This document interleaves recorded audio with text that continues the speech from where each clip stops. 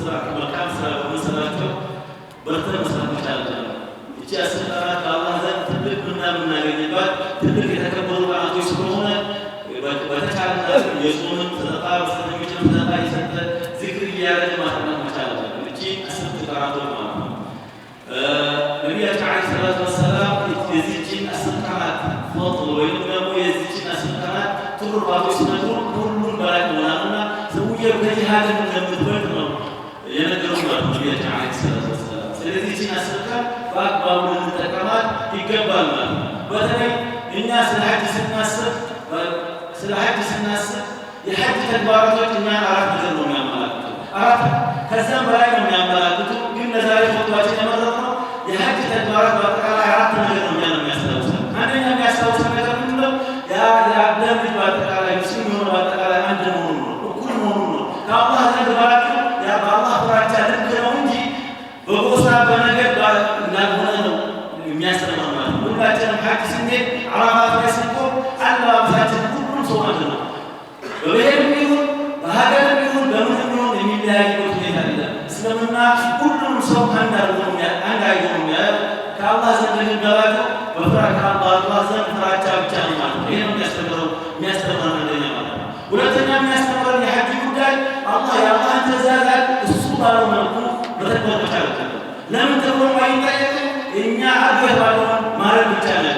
ሰባቴ ከዓባ ዙሩ ተብሏል፣ ሰባቴ መዞር ብቻ እንጂ ለምን ተባለ ተብሎ ሌላ ራሳችን አምሯችንን ወደ ሌላ አይነት አመለካከት መውሰድ የለብንም። ሙስሊም ሲባል የተባለው የሚፈጽም ነው። አንዳንድ ነገራቶች ትእዛዛቶች ሲመጡ ያ የተከለከልንበት ወይም አልፎ የተባልንበት ምክንያቶችን ልናውቃቸው እንችላለን። አንዳንድ ደግሞ ልናውቃቸው አንችልም። ግን አላህ አርጎ ያለንን ነገር እኛ መፈጸም ብቻ ነው እንጂ ለዛ ነገር ለምን ተባለ እንደዚህ ተብሎ የተባለ ተብለን ራሳችንን ወደ ምርመራ ማስገባት የለብንም ማለት ነው።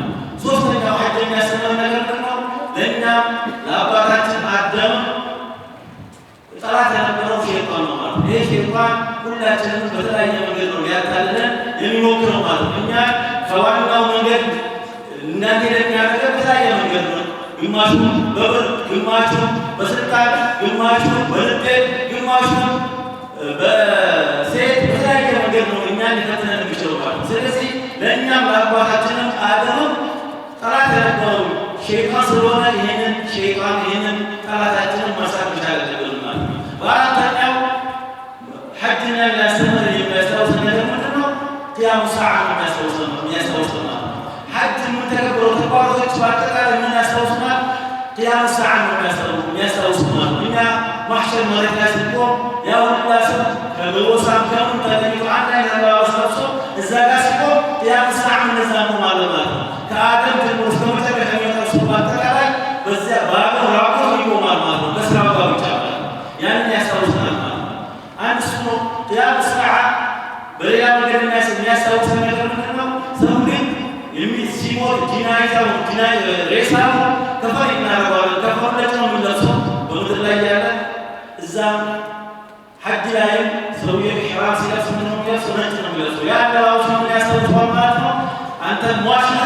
ስለዚህ በዚህ ልክ ለቂያሙ ሰዓ ለአኺራ መዘጋጀት እንዳለበትን ያስተምረናል ማለት ነው። ሰው ግን ኢሕራም ሲለብስ በተለይ ወንዶች አንድ ጎናቸው ራቁት ነው የሚሆኑ። ያ ራቁት መሆኑን ምን ያስታውሰናል? ቂያሙ ሰዓ እንደዚህ ራቁት መቆማችንን ነው የሚያስታውሰን ማለት ነው። ሰው ግን ሰፋ መርዋም ሲያደርግ ማለት ነው ሰባቴ ሲመላለስ ያ ማለትም ማሕሸር ላይ ከቆሙ በኋላ አንቢያዎች ጋር እንሄዳለን ምልጃ በመጠየቅ ማለት ነው። ሰው ልጅ በአጠቃላይ ምልጃ አዳም ይጠይቃል። ከዛ በኋላ ሁሉም ነቢያቶች እየሄደ ይጠይቅና መጨረሻ መሐመድ ጋር ሄደው ነው የሚጠይቁ። ያ ምን ሄደው እነሱ ለምልጃ የምንመላለሰው ጉዞ ምን ያስታውሰናል ማለት ምን ያሰፋና መርዋ ስናደርግ ያንን ጉዞ ያስታውሰናል ማለት ነው። ስለዚህ የሐጅ ተግባራቶች አብዛኛውን ምን ያስታውሰናል? ቂያሙ ሰዓ ሒሳብ አለብን። ለምንሰራው ስራ ለምንተገበረው በአጠቃላይ የምንጠየቅ መሆኑና በዛ ልክ አላህ ዘንድ እንደምንቆም ስለሚያስተምረን ያንን እያስታወስን ሐጅ ላይ ያሉትን እኛ እዚህ ያለነው ያንን እያስታወስን እቺ ቀናቶች በአግባቡ መጠቀም መቻል አለብን። ወዕለሙ አነ አላህ አመረኩም ቢአምሪን ዐዚም አመረኩም ቢሰላቲ ወሰላሚ ዐላ ነቢይሂል ከሪም ኢነ አላህ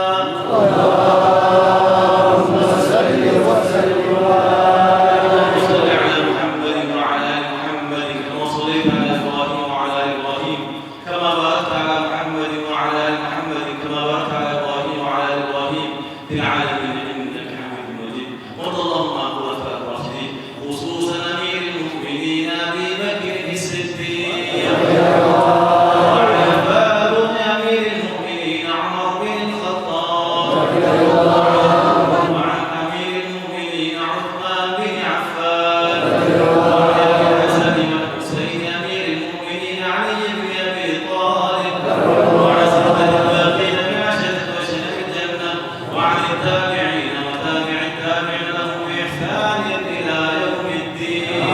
اللهم أعز الإسلام والمسلمين وأذل الشرك والمشركين ودمر أعداءك وأعداء الدين. اللهم اغفر للمؤمنين والمؤمنات والمسلمين والمسلمات الأحياء منهم والأموات إنك قريب مجيب الدعوات برحمتك يا أرحم الراحمين. عباد الله إن الله يأمر بالعدل والإحسان وإيتاء ذي القربى وينهى عن الفحشاء والمنكر والبغي يعظكم لعلكم تذكرون. فاذكروا الله العظيم يذكركم واسألوه من فضله يعطكم ولذكر الله أكبر.